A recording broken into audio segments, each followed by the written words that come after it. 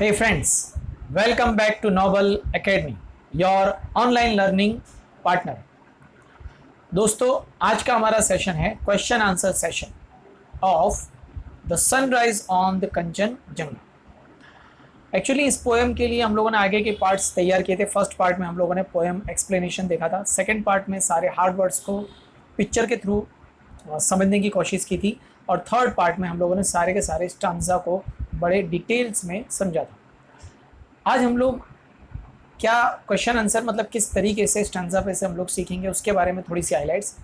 Stanza को पहले फटाफट एक्सप्लेन हम लोग यहाँ पर करेंगे, आप लोगों को जल्दी से समझ में आ जाएगा।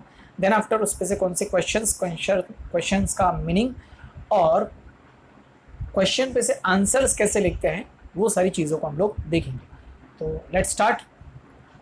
Our first stanza is the vapours rise to the morning skies clad in a purple glory। आइए समझते हैं। the vapors rise means जो भाप है, वेपर्स मीन्स भाप, गुजराती में जिसको कहा जाता है वराड़। rise to the morning skies मतलब कहाँ जा रही है, सुबह के आसमान की तरफ। clad in a purple glory, clad means covered, जो कैसे कवर्ड हुआ है पर्पल ग्लोरी के साथ, पर्पल आसमान की तरफ। while the love light glows on the eternal snows upon the summits hovering। While the love light glows, यहाँ पर पोएट ने लव लाइट जो है, लव लाइट ग्लोज, सूरज की जो किरण है, जो सन रेज है, उसे लव लाइट कहा है। तो लव लाइट कहाँ पड़ रही है, on the eternal snow. Eternal means ever lasting, snow मतलब बर्फ, कि जो हमेशा के लिए रहने वाली बर्फ़ पे पड़ रही है। अपॉन द समिट्स हॉरी, कहाँ है ये बर्फ़, पहाड़ की ऊंची ऊंची चोटियों पर, जो ऐसे पहाड़ जो लाखों साल पुराने हैं। तो ये हम लोगों ने स्टांजा को समझा। अब देखिए इस पे से क्वेश्चन कैसे रेज होता है। Number 1, where do the vapours rise, मतलब वेयर मतलब कहाँ। भाई ये जो भाप है वो कहाँ जा रही है। आपके दिमाग में इसका आंसर हिंदी या इंग्लिश में तैयार रखना कि ये वेपर्स कहाँ जा रही है, तो सुबह के आसमान की तरफ, to the morning skies. Where does the love light glows, where मतलब कहाँ, does the love light glows, भाई ये जो प्यार की जो किरण है वो कहाँ ग्लो कर रही है, कहाँ पड़ रही है। What does the love light mean, और what does the phrase love light refers to, मतलब क्वेश्चन का मतलब हुआ कि इस स्टेंजा के अंदर लव लाइट का मतलब क्या है। तो आइए देखते हैं हम लोग इसका आंसर एग्जाम में कैसे लिखेंगे हम लोग। सबसे पहले वापस, where do the vapours rise, the vapours rise up to the morning sky, कि भाप कहाँ जा रही है, सुबह के आसमान की तरफ। Where does the love light glow, भाई लव लाइट कहाँ ग्लो हो रही है, तो आप लोगों को स्टैंजा पे से इजीली पिक करते आ जाएगा। The love light glows on the eternal snow, मतलब हमेशा के लिए रहने वाली जो बर्फ़ की पहाड़ी है उन पर लव लाइट ग्लो हो रही है। What does the love light means, आज जैसे कि हम लोगों ने डिस्कस किया, the love light means early morning rays of the sunlight, मतलब सूरज की किरणों को यहाँ पर लव लाइट कहा गया है। चलिए आइए और क्वेश्चंस देखते हैं हम लोग इसी स्टैंजा में से। Why the snows are called eternal, ये बड़ा इंटरेस्टिंग क्वेश्चन है। Why the snows are called eternal, कि भाई स्नोज को इटर्नल मतलब आप लोग देख सकते हैं, the love light glows on the eternal snows, वे सुबह की जो किरण है वो इटर्नल स्नो मतलब हमेशा के लिए रहने वाली बर्फ़ पर पड़ रही है सूरज की किरणें। तो क्वेश्चन ये कि सर ये जो स्नोज है उसे इटर्नल क्यों कहा गया है। तो इटर्नल का मेन यहाँ पर सेंस ये बनता है कि हिमालय की जो रेंज है, जो पहाड़ी है, उस पर जो बर्फ़ है, आप you can go any season through out the year, monsoon और समर, आप गर्मी में जाइए, बारिश में जाइए, ये जो बर्फ़ के पहाड़ है, जो बर्फ़ है वो हमेशा के लिए ऐसे ही रहते हैं। इसीलिए ये क्यों कहा गया है, तो इस वजह से कहा गया है कि भाई थ्रू आउट द ईयर वहाँ पर एक बर्फ़ की चादर बिछी हुई होती है। सेकंड क्वेश्चन को देखते हैं। Find out the similar word for covered from stanza. Okay बताइए, इससे पहले हम लोगों ने बात की थी कवर्ड, तो कवर्ड मीन्स ढका हुआ, घिरा हुआ, तो जिसका सिलोनियम वर्ड या सिमिलर वर्ड कौन सा है, clad. Okay next question, what is the similar word for everlasting from the stanza. Everlasting means eternal. Yes, हमेशा रहने वाला. Okay, first question का आंसर क्या आया? Why the snows are called eternal? The snows are called eternal as all the hills of Himalayas are covered with the snow throughout the year. जैसा हम लोगों ने डिस्कस किया कि वो हमेशा के लिए बर्फ़ की चादर से ढका हुआ रहता है.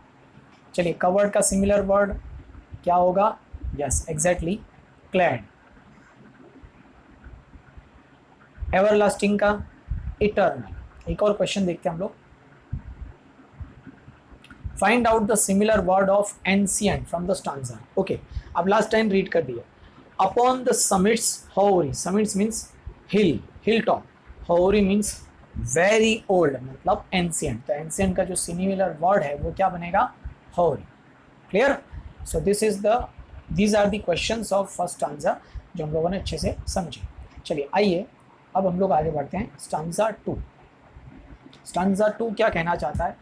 And the Himalayas queen calm and serene returns the heavens greeting. मतलब हिमालय की जो रानी है, यहाँ पर कंचनजंगा को हिमालय की रानी कहा गया है. calm and serene मतलब उनके लिए कौन सा एडजेक्टिव या कौन सा उपनाम या कौन सा विशेषण दिया गया है? calm and serene मतलब बहुत ही शांत, गंभीर. returns the heavens greeting मतलब जन्नत का इस्तकबाल कर रही है. in the robes of white bath in golden light मतलब वो उन्होंने कैसे कपड़े पहने हुए? तो जैसे क्रिस्टीना एल्बर्स जो इस पोएम की रचयिता है, जो क्रिश्चियन है, तो वहाँ पर क्रिश्चियन के अंदर शादी में जो दुल्हन सफ़ेद कपड़े पहनती है, इसीलिए यहाँ पर वाइट रोब्स कहा गया है. बाथ इन गोल्डन लाइट, सुनहरी किरणों से वो नहा रही है. Where earth and skies are meeting जहाँ आसमान और ज़मीन एक दूसरे से मिलन कर रहे हैं. एक्चुअली अर्थ और स्काई जहाँ पर मिलते हैं उसको हॉरिजॉन्स भी कहा जाता है, क्षितिज. हम लोगों ने देखा होगा. चलिए देखते हैं इस पे से क्वेश्चंस कैसे आते हैं. What does the poet call Kanchenjunga? अब आप लोगों को पता ही है. What does the poet call Kanchenjunga? तो कंचनजंगा को पोएट ने क्या कहा है? या तो how is the Kanchenjunga describe? Kanchenjunga को कैसे, कंचनजंगा को किस तरीके से वर्णन किया गया है? तो दोनों के आंसर में तीसरा है हाउ इज़ हर नेचर. चलिए, पहला what does the poet call Kanchenjunga? Kanchenjunga को पोएट ने क्या कहा है? हिमालय की क्वीन, हिमालय की रानी, Himalayas queen. How is Kanchenjunga describe? इसमें भी same answer, Himalayas queen. How is her nature? उसका नेचर कैसा है? Calm and serene. चलिए देखते हैं. The poet calls Kanchenjunga as Himalayas queen. She is describe as the Himalayas queen. How is her nature? Her nature is calm and serene. Done. चलिए देखिए, आइए इस स्टांजा में से और कौन से क्वेश्चंस हम लोग पिक कर सकते हैं. Which adjectives are used for Kanchenjunga? Which adjectives are used for Kanchenjunga? Kanchenjunga के लिए कौन सा एडजेक्टिव यूज किया है? तो क्या बताया था मैंने? काम and serine. Himalayas queen bath in. Complete the sentence. ये तो बहुत आसान है, तो यहाँ पर से देख के आप लोग बता सकते हैं. हिमालयास क्वीन बाथ इन, तो कहाँ आ रही है? Golden light. What is called horizon? Horizon का मतलब क्या होता है? Horizon is the line where earth and skies are meeting. Done. तो देखिए, पहला question, which adjective are used for Kanchenjunga? Calm and serene are the adjective used for Kanchenjunga. Himalayas queen bath in golden light. And what is called horizon? Horizon is the place where the earth and the skies are meeting. Clear? So friends, हम लोगों ने ये दो stanza को अच्छे से समझा. इस पर क्वेश्चंस कैसे आते हैं और किस तरीके से आप लोग एग्जाम्स में इसके आंसर्स लिखते हैं, ये सारी चीज़ें देखी. तो एक्सपेक्ट करते हैं कि you all learn very good thing. आप लोगों को अच्छे से समझ में भी आ गया होगा और हम लोग इसके नेक्स्ट पार्ट में बाकी के दो स्टांजा को भी देखेंगे. Thank you.